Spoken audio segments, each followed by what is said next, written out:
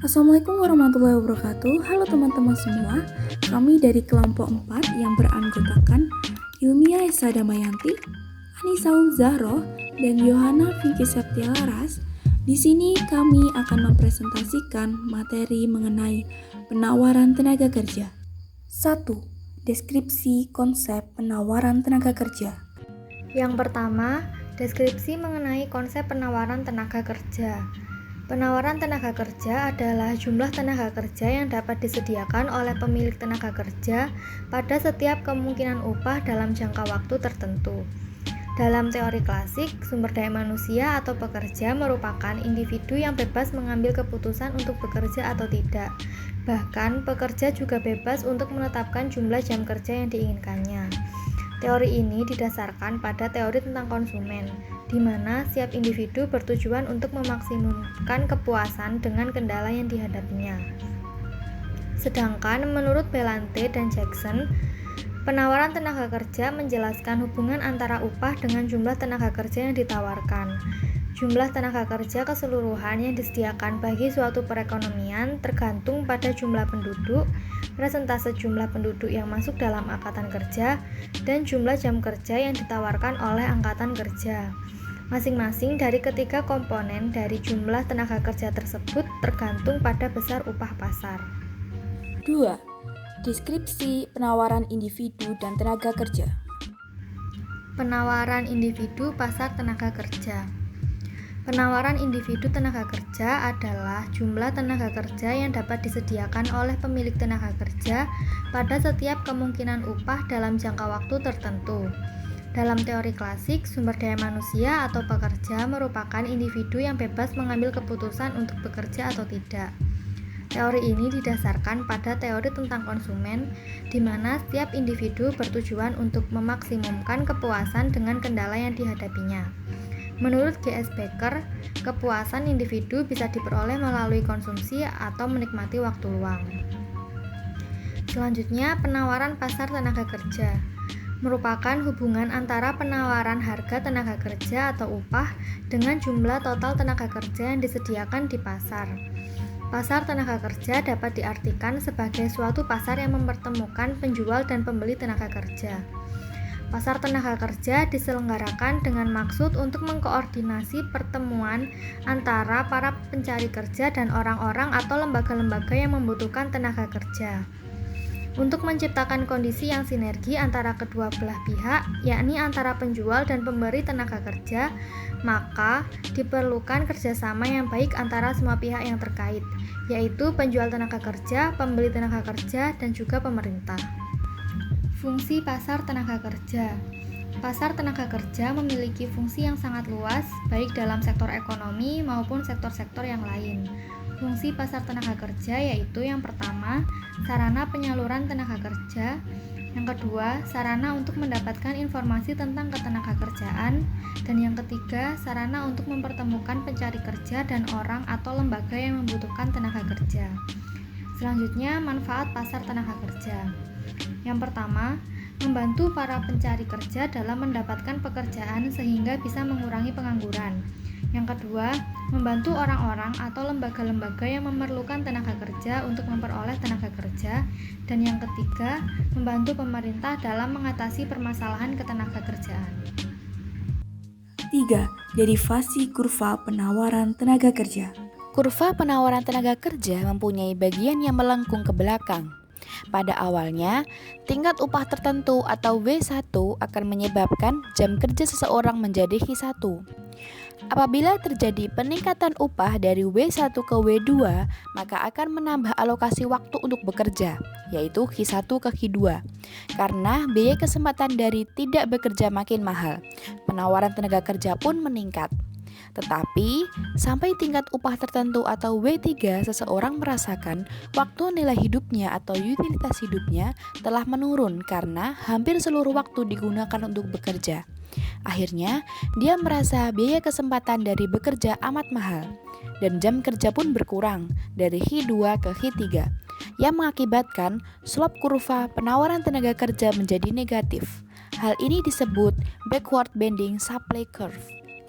Beberapa hal yang menyebabkan kurva penawaran tenaga kerja mengalami pergeseran adalah sebagai berikut.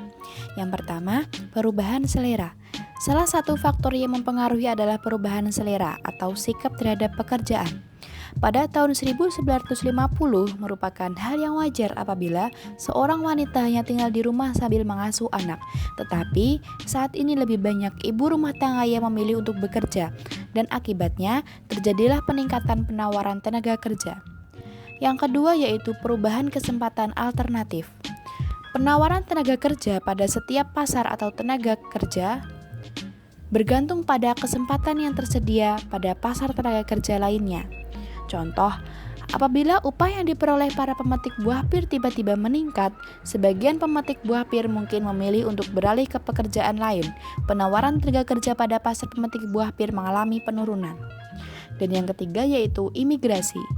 Perpindahan pekerja dari suatu wilayah ke wilayah lain atau dari suatu negara ke negara lain merupakan penyebab nyata dari pergeseran penawaran tenaga kerja. Contoh, ketika para imigrasi datang ke Amerika Serikat, penawaran tenaga kerja di Amerika Serikat pun meningkat, dan penawaran tenaga kerja di negara asal para imigran akan menurun. Ekuilibrium pasar tenaga kerja. Ekuilibrium di pasar tenaga kerja dibentuk melalui interaksi keputusan penawaran tenaga kerja individu dengan keputusan perusahaan tentang berapa banyak tenaga kerja yang akan dipekerjakan. Pada gambar di samping, ketika tingkat upah real sebesar W bintang, kuantitas tenaga kerja yang diminta oleh perusahaan disesuaikan dengan jumlah yang ditawarkan oleh individu. Upah real lebih tinggi dari W bintang akan menciptakan ketidakseimbangan, di mana kuantitas tenaga kerja yang ditawarkan lebih besar daripada jumlah yang akan diminta. Akan ada beberapa pengangguran tidak sukarela dengan upah seperti itu, dan ini dapat menciptakan tekanan bagi upah real untuk menurun. Demikian pula, upah real lebih rendah dari W bintang akan mengakibatkan perilaku disequilibrium karena perusahaan ingin mempekerjakan lebih banyak pekerja daripada yang tersedia. Dalam upaya untuk mempekerjakan pekerja, perusahaan dapat menawar upah real untuk memulihkan keseimbangan. 4. Kurva penawaran individu tenaga kerja. Kurva penawaran individu dan kurva penawaran pasar tenaga kerja. Kita dapat membuat kurva penawaran pasar tenaga kerja berdasarkan keputusan pasar kerja individu. Seiring dengan naiknya tingkat upah, lebih banyak individu dapat didorong untuk memasuki angkatan kerja. Gambar di bawah mengilustrasikan kemungkinan ini untuk kasus sederhana 2 orang. Untuk upah real di bawah ini, W1, tidak ada individu yang memilih untuk bekerja. Akibatnya, kurva penawaran pasar tenaga kerja pada gambar C menunjukkan bahwa tidak ada tenaga kerja yang dipasok dengan upah real di bawah ini, W1. Upah lebih dari W1 menyebabkan individu 1 memasuki pasar tenaga kerja. Selama gaji masih kurang W2, individu 2 tidak akan bekerja. Hanya dengan tingkat upah di atas W2, akankah kedua individu berpartisipasi dalam pasar tenaga kerja? Secara umum, kemungkinan masuknya pekerja baru membuat pasar pasokan tenaga kerja agak lebih responsif terhadap kenaikan tingkat upah jika jumlah pekerja diasumsikan tetap. Kurva penawaran pasar tenaga kerja. Ketika upah real meningkat, ada 2 alasan mengapa penawaran tenaga kerja bisa meningkat. Untuk yang pertama, upah real yang lebih tinggi dapat menyebabkan setiap orang di pasar bekerja lebih lama. Yang kedua, upah yang lebih tinggi dapat mendorong lebih banyak individu, misalnya individu 2, untuk memasuki pasar tenaga kerja. 5. Pilihan jenis pekerjaan dan perbedaan upah. Di mana teori upah merupakan teori tentang pembentukan harga dan pendaya gunaan input atau employment disebut dengan teori produktivitas marginal. Lazim juga disebut dengan teori upah. Produktivitas marginal tidak terpaku semata-mata pada sisi permintaan dari pasar tenaga kerja saja. Telah diketahui suatu perusahaan kompetitif yang membeli tenaga kerja di suatu pasar kompetitif sempurna akan mengerahkan atau merayap tenaga kerja sampai ke sesuai titik di mana titik upah sama dengan nilai produktivitas marginal. Jadi pada dasarnya kurva MP merupakan kurva permintaan suatu perusahaan akan tenaga kerja. Tingkat upah dan pemanfaatan input sama-sama ditentukan oleh interaksi antara penawaran dan permintaan. Jika berbicara mengenai teori produktivitas marginal upah, sama saja dengan berbicara mengenai teori permintaan harga-harga. Dan kita akan dapat berbicara mengenai teori permintaan harga-harga tersebut karena sesungguhnya harga itu tidak hanya ditentukan oleh permintaan saja, tetapi juga oleh penawarannya. Faktor perbedaan upah dibedakan menjadi 4. Yang pertama, kompensasi. Perbedaan upah yang lebih tinggi seringkali dapat menjadi kompensasi untuk pengambilan resiko dalam pekerjaan tertentu, seperti bekerja dalam kondisi yang buruk atau harus bekerja dalam jam kerja yang tidak umum. Yang kedua, yaitu tingkat keterampilan yang berbeda. Kesenjangan antara pekerja yang kurang terampil dan sangat terampil semakin melebar setiap tahunnya. Salah satu alasannya adalah bahwa permintaan pasar untuk tenaga kerja terampil tumbuh lebih cepat daripada permintaan pekerja semi terampil. Tersebutlah yang dapat meningkatkan upah pekerja. Kerja dengan keterampilan tinggi jarang ditemui dan meningkatnya permintaan dapat meningkatkan tingkat upah dalam suatu industri. Selanjutnya, yang ketiga yaitu perbedaan dalam produktivitas tenaga kerja dan penciptaan pendapatan.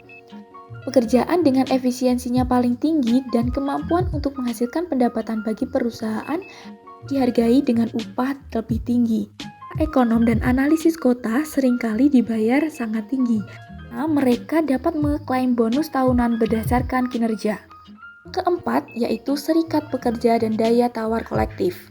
Serikat pekerja dapat menggunakan daya tawar mereka untuk mengimbangi kekuatan pemberi kerja dalam pekerjaan tertentu. Dalam melakukan hal itu, penyampai kenaikan gaji dibandingkan yang ditawarkan pada anggota non-serikat. Sekian penyampaian materi dari kelompok kami. Terima kasih. Wassalamualaikum warahmatullahi wabarakatuh.